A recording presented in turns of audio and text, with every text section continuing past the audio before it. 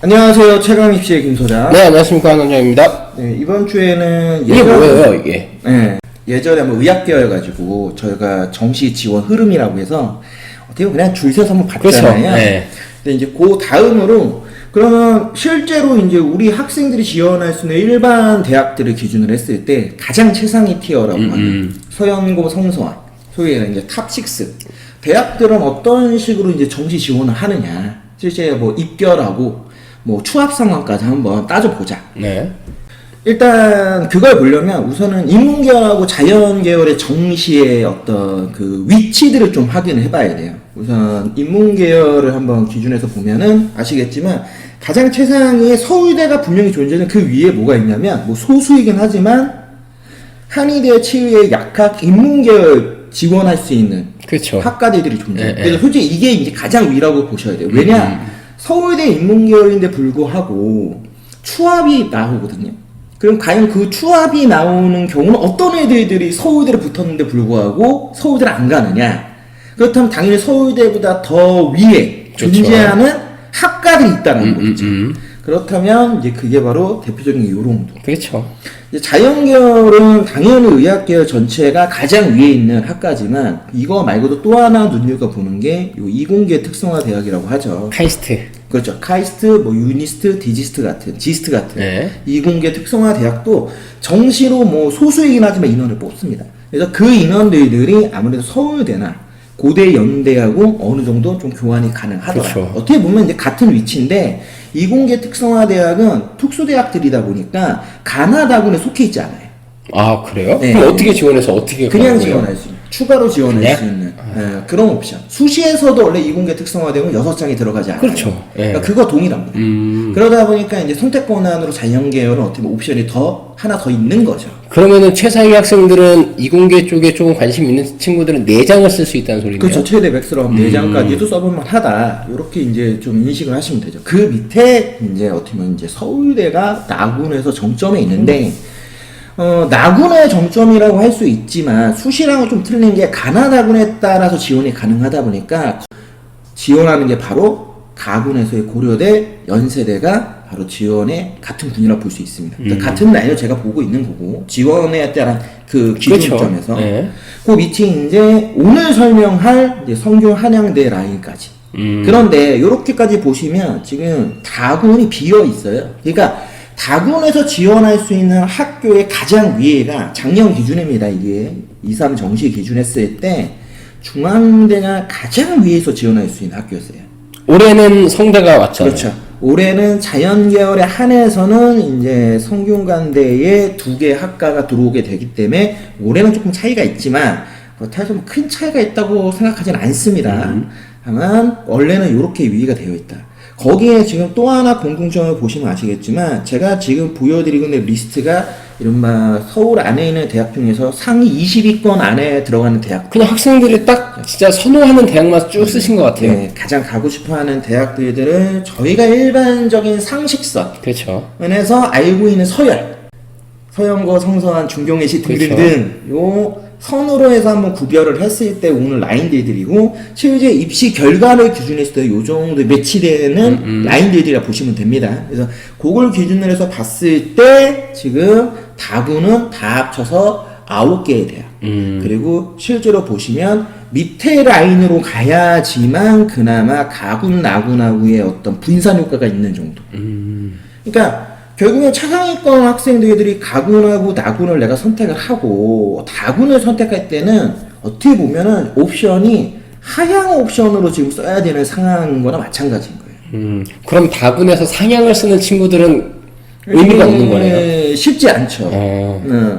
그러니까 다군에 있는 학교를 상향으로 쓴다라고 하는 거는 정시를 지원하는 기본에 대해서 아직 잘 모른다.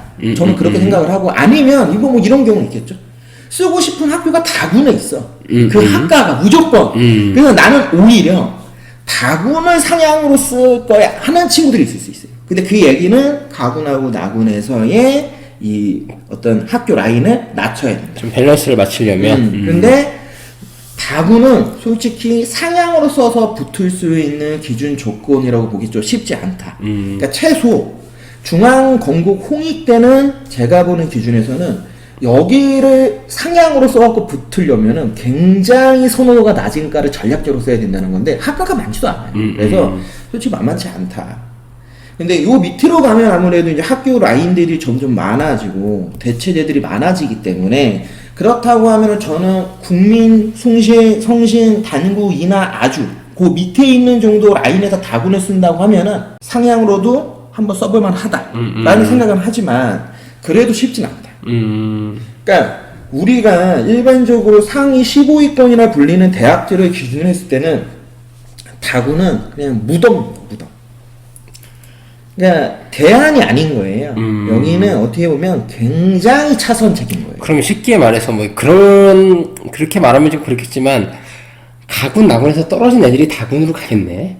그렇죠. 결국에는 특히 중앙대, 건국인도 마찬가지예요. 네. 여기는 가군, 나군에서 내가 선호하는 학교의 학과가 안 됐기 때문에 결국 다군가 내려오는 그렇죠. 경우들이 많고 그 얘기를 거꾸로 얘기하면 이 라인에 있는 같은 군에 분할 모집하고 있다 하더라도 예전에 한번 말씀드렸지만 중앙대 같은 경우도 가나군에 비해서 다군의 입결이 훨씬 높습니다.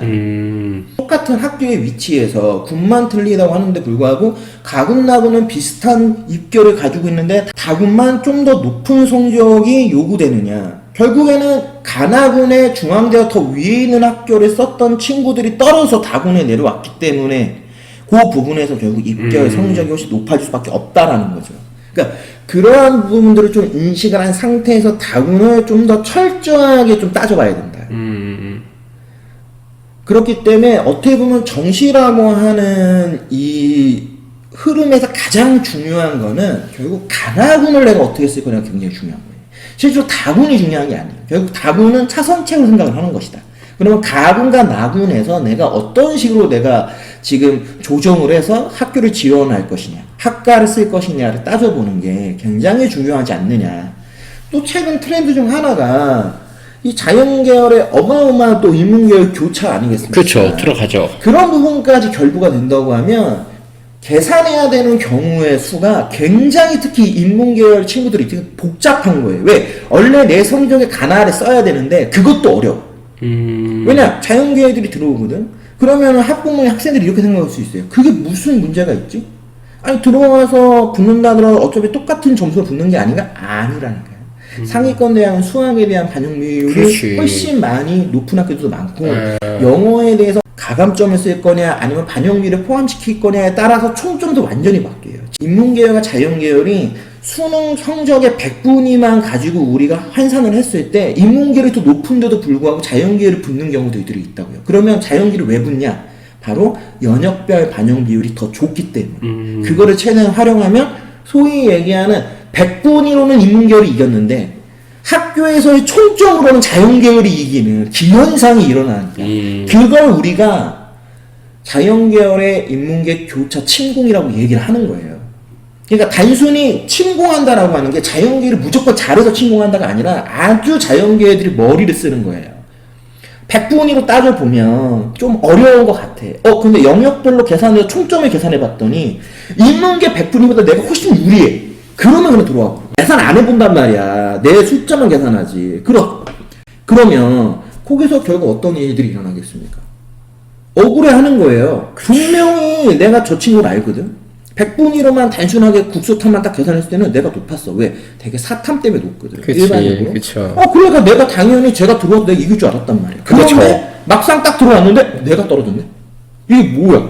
이거 불공정한 거야. 이거 공정하지 않아. 이거 이의제해야 돼. 뭐 이런 얘기들을 하거든. 그러면 계산을 해봐. 그러면 네가 왜 떨어졌는지 다 알아. 왜? 수능은 숫자로 결정되기 때문에. 그렇지. 그러니까 요런 것들까지 만약에 따져놓는다 하면은 정말 인문계 같은 경우에는 진짜 머리 터집니다. 진짜 학생들이. 그러니까 그래서 이런 흐름적인 요소들을 좀 어느 정도 봐야 된다라고 제가 말씀드린 거예요. 특히 인문계 같은 경우에. 당연히 자연계도 흐름을 많이 알아야죠. 왜? 자연계가 흐름을 많이 알면 알수록 동일한 점수에서 교차를 통해서 한 개씩 라인을 올릴 수가 있어요. 그게 자연계열이 흐름을 이해되는 가장 중요한 핵심인 거고 반대로 인문계열은 걔네들이 피해서 어디를 쓰는 것이 나에게 더 합리적인지를 따져보는 게 인문계열에서의 정치의 흐름을 이해해야 되는 어떤 그런 모습이다. 그러면 자연계 친구들은 자연계 애들끼리만 싸우면 돼. 근데 인문계 애들은 인문계 애들이랑도 싸워야 되고 자연계에서 넘어오는 애들이랑도 싸워야 되고. 비슷하지만 자연계도 인문계들하고 싸우는 거죠. 왜냐면 인문계들하고는 당연히 총점부터 해봐야 되는 거니까. 그러니까 자연계 애들이 이거는 인식을 하고 있는 거야. 인문계 애들하고 단순 백분위로 하면은 내가 질 수도 있어. 그렇죠. 그러면 영역별로 해가지고 총점제로 들어가서 내가 이기는 게임을 하는 거잖아. 그 얘기는 결국 뭐냐면 인문계들이 쓰는 학과 중에서 자연계가 유리한 학과나 학교들을 찾아야 된다는 얘기거든. 그 얘기는 결국 자연계도 단순히 자연계에서만 싸우는 게 아니라 인문계 애들하고도 싸우는 거죠. 특히 밑으로 내려가잖아요. 이 학교 밑에 있는 서울 중하위권 대학은 자연계에서 인문계 침공이 솔직히 그렇게 쉽지 않아요. 왜? 거기서부터는 인문계도 점수 컷이 되는 애들이 수두룩하단 말이에요. 그러니까 이게 우리 학생들이나 이제 학부모님들이 이거를 생각을 하셔야 돼요. 그러니까 상위권 대학일수록 자연계의 교차 침공이 유리한 건 맞아요. 제가 봐도.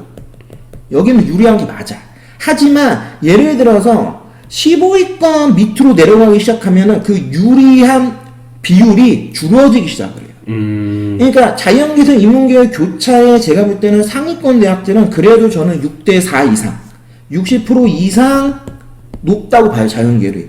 하지만 저는 국민대 숭실대 라인부터는 조금씩 떨어진다고 봅니다. 한 55% 정도? 더 밑으로 내려가면 진짜 반반. 거기서부터 인문계라고 해서 무시할 수가 없어. 그냥 함부로 상경계열과를 간다? 왜? 거기서부터는 인문계 애들 입장에서도 하도 교차 침공 얘기를 많이 들으니까 성적 되는 애들이 가군이나 나군에서 하나만 내가 원하는 군을 쓰면 하나는 철저하게 낮춰서 그래서 자연계 들어오는 애들을 거꾸로 압살해. 그러니까 이게 교차 침공이라는 단어를 우리가 들었을 때 무조건 자연계가 압살한다? 아니에요. 오히려 최상위권 대학에서 압살하는 거예요. 무슨 말인지 알 것 같아요. 그러니까 오히려 서울대, 고려대, 연세대, 성균관대, 한양대, 서강대 라인에서는 인문계열 애들이 진짜 미안한 말인데 진짜 최상위권인데 불구하고 자연계 애들한테 두들겨 맞는다. 상경계열 잘못 쓰기 시작하면. 근데 그거보다 좀 밑에 대학은 아니다. 밑으로 내려가면 내려갈수록 대체제도 많지만 거기서부터는 자연계 애들이 그 정도 하는 애들이 아닌 거야. 그러니까 여기서 머리를 잘못 굴리면 내가 원래 써야 되는 공학계열 가서 발리는 거고 같은 자연계 위에 있는 애들한테 반대로 그 교차가 쉬운 것 같아. 에이 인문계 이 바보 멍청이들 내가 다 쓸어줄게 갔는데 여기는 100분위도 높은데 총점도 높네? 왜? 밑에 있는 학교들 애들은 수학에 대한 반영비율이 높지가 않아요. 거기서부터 국어 영어 반영비율이 훨씬 높아지거나 탐구 반영비율이 높죠. 특히 탐구 반영 비율이 25% 이상인 라인업을 쓰려면은 자연계 애들이 최소 탐구에서 과탐을 3등급 이내에 찍었어야 된다는 거. 근데 되게 3등급 이내에 찍으면 그 위에 있는 학교들. 그렇죠. 안 되니까 결국에는 여기까지 기웃거리고 내가 뭐 수학이 그래도 뭐 3등급 후반인데 뭐 이런 계산법을 가지고 갑자기 뭐 밑에 뭐 중위권 뭐 가장 중요한 광운대, 명지대, 가톨릭대가 여기를 막 쓰고 달려오거든. 거기 인문계들한테 작살납니다. 왜? 거기는 인문계들이 정말 버티기 힘들이 좋아. 왜? 인문계들 여기 밑으로는 안 되거든. 그렇지. 그러니까 그런 것들에 대한 조금 더 세밀한 어떤 조정들이 필요한 거예요. 그러려면은 진짜 어떤 식으로 이 흐름이 흘러가는지를 아는 게 중요하다. 어떻게 보면 오늘 내용은 이게 답니다. 실질적으로는 이 흐름에 대해서 이제 우리가 보는 건데, 그러면 진짜 그러냐.